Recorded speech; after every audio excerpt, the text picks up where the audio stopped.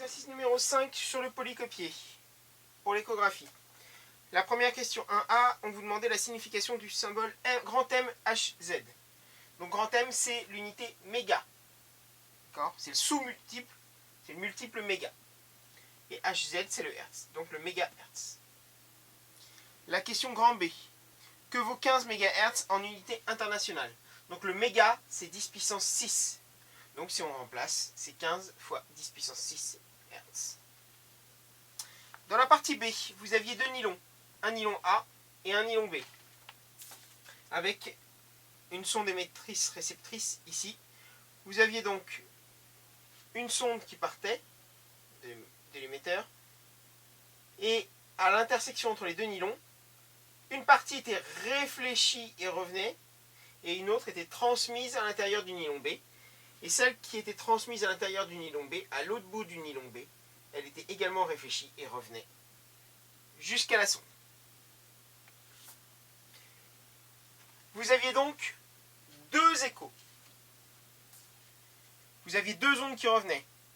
Celle qui se réfléchissait ici, ça vous donnait un premier signal, un premier écho, celui-ci. Et celle qui se réfléchissait ici revenait en deuxième, donc ce qui vous donnait un deuxième écho.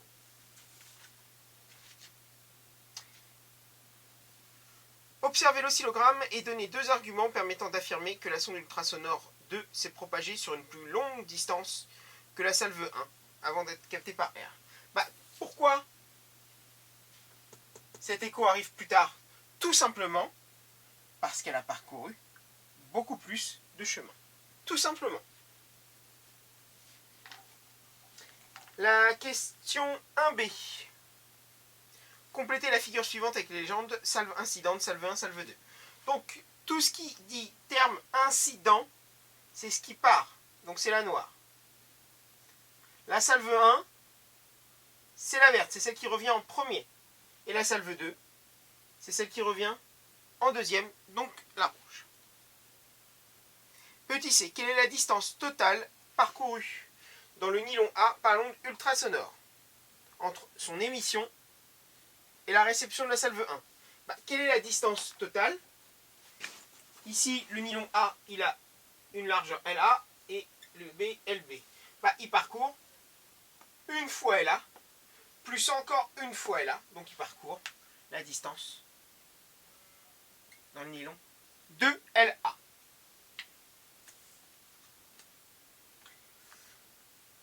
En déduire la valeur en unité internationale de la vitesse de propagation VA des ultrasons dans le nylon A. Alors, vous savez que, je vais le mettre ici, V est égal d'habitude à 2 à D sur T. Voilà.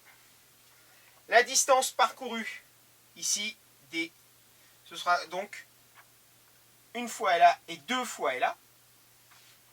Donc, V est égal à 2 LA sur le temps que met l'onde pour faire cette allée et ce retour. Eh bien, c'est le premier écho entre l'émission, le début de l'émission et le début de la réception du premier écho. Elle va mettre donc 340 microsecondes. Donc, je vais l'appeler T, il l'appelle, je crois, delta T1. Voilà. Ce qui fait, je vais le mettre en dessous parce que je ne vais pas avoir la place.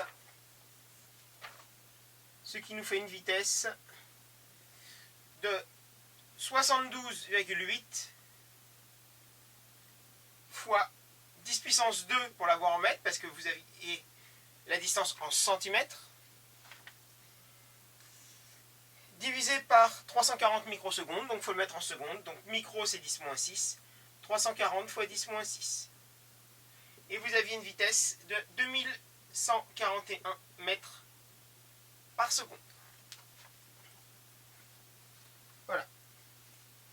La question petit d. La question petit d. Combien de temps s'est écoulé entre le moment de l'émission E de la salve incidente et son arrivée à la surface de séparation des nylons A et B? Donc combien de temps elle met pour aller de là à là? Elle a mis 340 microsecondes pour faire l'aller et le retour. Donc pour faire un aller simple, elle met tout simplement 2 fois moins de temps. 170 microsecondes, c'est tout. Petit e, la salve 2 se réfléchit à l'extrémité du bloc B avant de revenir vers le récepteur. Quelle est la durée du trajet de la salve 2 dans le nylon B? Alors, elle met ici 340 microsecondes. 170, pardon. Hop, elle met 170 microsecondes pour parcourir cette distance. Elle en met 170 pour reparcourir l'aller. Le retour, pardon. Voilà. Donc, celle-là, pour le deuxième écho, elle va mettre aussi 170 microsecondes pour aller là. Elle va mettre 170 microsecondes aussi pour revenir ici. Donc, la durée supplémentaire, qui est de 284 microsecondes, elle a servi à quoi? Simplement à faire l'aller-retour là-dedans. Donc, elle a mis 142 microsecondes pour faire l'aller simple et 142 pour faire ça.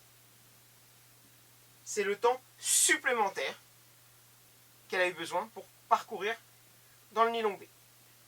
Donc, elle met un temps de 284 microsecondes. C'est le temps supplémentaire. Petit f, donc pareil, on vous demande quelle est la distance totale parcourue dans le nylon B. C'est pareil, c'est toujours la même chose, c'est 2 fois LB. En déduire la valeur de la vitesse dans le nylon B, c'est exactement la même chose. Donc, cette fois-ci V est égal à 2 LB sur delta T2. Voilà. Donc, je vais effacer. Donc, je ne veux pas effacer. Vous aviez donc 68,4 cm, donc 68,4 fois 10-2 sur 284 microsecondes, donc 284 fois 10-6. Et ça valait 2408 mètres par seconde. Il y a eu pour un des deux groupes une petite erreur d'application numérique, mais c'est bien 2408 mètres par seconde et pas 2760. Petit g. Comment serait modifié l'oscillogramme si on inversait les blocs A et B dans le dispositif? Comme la vitesse dans le A et dans le B est différente, la seule chose qui se passerait si on inversait les deux blocs, c'est que l'onde mettrait 142, la première salve mettrait 142 microsecondes plus 142 microsecondes, donc 284 microsecondes arrivées, et la deuxième mettrait en plus 170 plus 170 à revenir. Donc en fait, les deux temps, les deux salves seraient simplement inversés. On aurait 284 microsecondes pour la première, et entre les deux suivantes, 340 microsecondes. La 3. Alors, les liquides simples ne contenant pas de particules en suspension se laissent traverser par les ultrasons. Seront-ils noirs, gris ou blancs sur l'échographie? Donc s'ils se laissent traverser, ça veut dire qu'ils vont très peu réfléchir, ils vont se laisser traverser. Donc eux, ils seront noirs. Petit b, les solides réfléchissent très bien les ultrasons. Seront-ils noirs, gris ou blancs?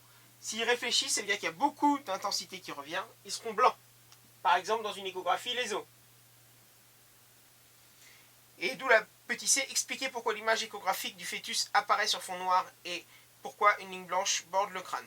Pourquoi ça apparaît sur fond noir? Tout simplement parce que le corps est constitué d'eau à 70%, donc globalement, c'est un liquide qui absorbe beaucoup, qui se laisse traverser, donc ce sera noir. Ou en nuance de gris. Et pourquoi les os sont blancs? Parce qu'ils réfléchissent énormément. Et le trait blanc à l'arrière du crâne, c'est simplement la colonne vertébrale du fœtus.